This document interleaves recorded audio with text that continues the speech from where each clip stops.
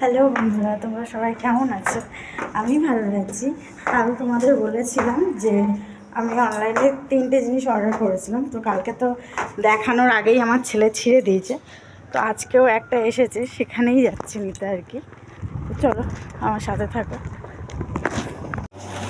চলো আমি ঘরে চলে এসেছি। চলে আসার পর তোমাদেরকে দেখাই যে কালকে যেটা অনলাইনে অর্ডার করেছিলাম সেটা তো ছিঁড়ে দিয়েছে, তারপরেও তোমাদেরকে দেখিয়েছিলাম। এটা আর কি, এটা হচ্ছে বই প্লাস খাতা দুটোই রয়েছে, ঠিক আছে। আর এটা কি এসেছে আমি জানি না, কারণ আমার জন্য অর্ডার করেছিলাম। তো তোমাদেরকে খুলে দেখাচ্ছি। দেখো বন্ধুরা, ছেলের জন্য দুটো অর্ডার চলে এসেছে, এবার লাস্ট আমার বাকি আছে।